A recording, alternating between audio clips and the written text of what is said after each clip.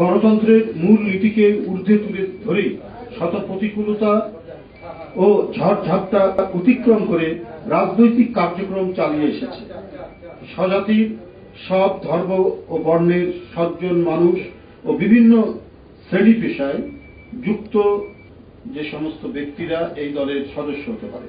সমাজ বিরোধী কোনো ব্যক্তি, দখলবাজ, চাঁদাবাজদের স্থান এই দল বরদাস্ত করে না।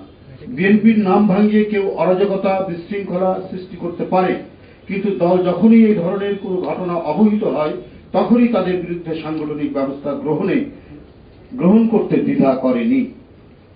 বিএনপি জন্মলগ্ন থেকেই গণতান্ত্রিক সংবিধান ও সুশাসনের জন্য আইনি ও প্রাতিষ্ঠানিক কাঠামো নির্মাণ করার মাধ্যমে ন্যায় বিচার নিশ্চিত করা এবং এর জন্য যখনই আবার সেটা বিপন্ন হয়েছে তখন তার জন্য নিরবচ্ছিন্ন সংগ্রাম করে এসেছে। এই দল মনে করে একটি আদর্শ রাষ্ট্র ও সমাজে নেতৃস্থানীয় মানুষদের যোগ্যতা, দক্ষতা, ন্যায়পরায়ণতা, সৎ ও মানবিক গুণাবলী থাকা অনেক গুরুত্বপূর্ণ বিষয়। বিএনপি যতবারই ক্ষমতায় এসেছে ততবারই উল্লিখিত বিষয়গুলোকে অগ্রাধিকার দিয়েছে। জাতীয়তাবাদী শক্তির সমবেত ধ্বনি হচ্ছে সুশাসন ও ন্যায় বিচার নিশ্চিত করা। বর্তমান সময়ে নানাবিধ সামাজিক অপরাধের বিভিন্ন মাত্রার প্রকাশ দেখা যাচ্ছে। প্রশাসনিক স্থবিরতার কারণেই মব কালচারের প্রকোপ বৃদ্ধি পাচ্ছে। অবৈধ কালো টাকা এবং গোপন অপতৎপরতার প্রভাবে মব কালচারের নামে সমাজে বিশৃঙ্খলার চেষ্টা চলছে।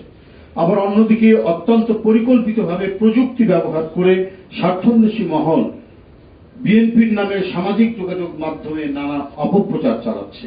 এই পরিকল্পিত অপপ্রচার, অপতৎপরতা কৃত্রিমভাবে তৈরি সামাজিক অশান্তি ও গণতন্ত্রের পথ চলাকে বাধাগ্রস্ত করা এবং নির্বাচন পেছানোর সুদূর প্রসারী পরিকল্পনা বলে জনগণ মনে করে।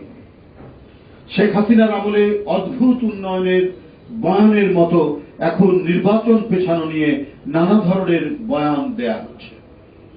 সাংবাদিক বন্ধুরা, বিএনপির নাম ভাঙিয়ে যারা অপকর্মের সাথে জড়িত তাদের বিরুদ্ধে তাৎক্ষণিকভাবে দল থেকে সাংগঠনিক ব্যবস্থা গ্রহণ করে আসা হচ্ছে।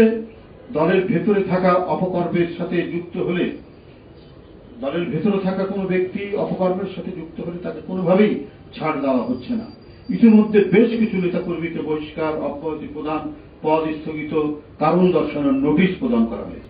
আমরা লক্ষ্য করেছি দলের পক্ষ থেকে এহেন চলমান সাংগঠনিক ব্যবস্থার বিষয়ে গণমাধ্যমে খুব একটা উল্লেখ করা হয়নি। উপরন্তু আইন শৃঙ্খলা বাহিনীর ঢিলে ঢালা ভূমিকা রহস্যজনক।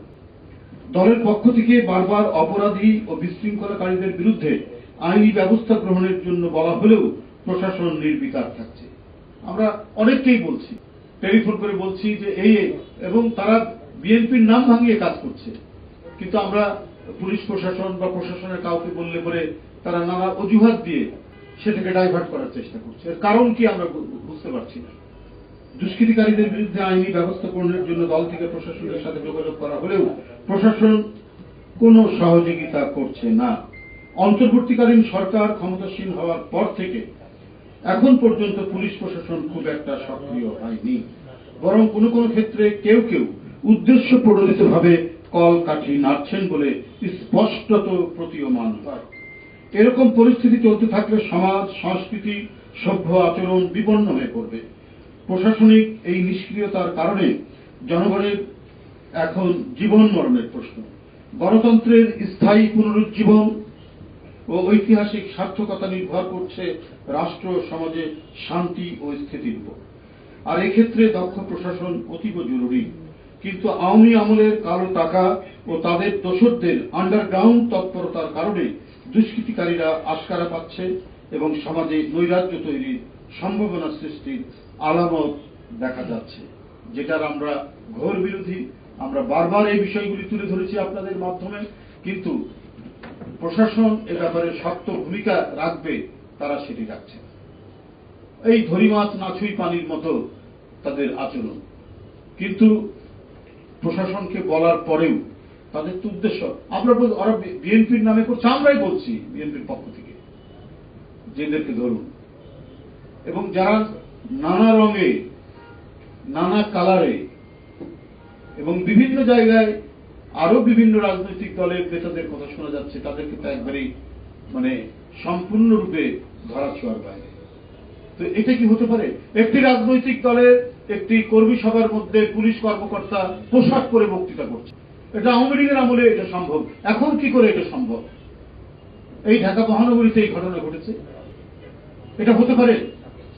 একটা পুলিশ অফিসার, একজন প্রশাসনিক কর্মকর্তা, সে ছাত্র জীবনে যে কোনো ছাত্র সংগঠন করতে পারে, তার রাজনৈতিক আদর্শ থাকতে পারে, কিন্তু তার কর্তব্য বাস্তবায়নের সময়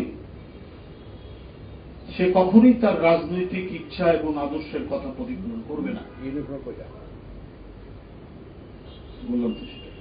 তো এখন কেন এটা? এটা তো আমরা দেখেছি মুজিব কোট পরে এসপিকে বক্তৃতা করতে আওয়ামী লীগের আমলে। তো এখন কেন সেই অবস্থা? আরেকটি ভিন্ন একটি সংগঠন, এটা তো সম্পূর্ণরূপে চাকরি বিধির পরিপন্থী। এই যে নিজেকে মানে জাহির করা, আমি অমুক দলের লোক, আজকে একটি পরিবর্তন ঘটেছে, একটা দানবীয় সরকার পতন হয়েছে, এখন তো আইনের শাসন। আইনের শাসন মানে যারা আইন প্রয়োগকারী সংস্থা, যারা প্রশাসনিক ব্যক্তি, তারা নিরপেক্ষ আচরণ করবে, তারা যথার্থ আচরণ করবে, যাতে সমাজের কোনো মানুষ আইনের আশ্রয় নিতে গিয়ে বঞ্চিত না হয়, রাজনৈতিক কারণে সে যাতে কোনোভাবেই বঞ্চিত না হয়। সেটাই তো হচ্ছে আইনের শাসন। সেটা না নিয়ে ইউনিফর্ম পরা পুলিশ যদি একটি রাজনৈতিক দলের কর্মী সভায় বক্তৃতা করে, এটা তো বিপজ্জনক। এটাই তো নৈরাজ্য ধেয়ে আসার সম্ভাবনা রয়েছে।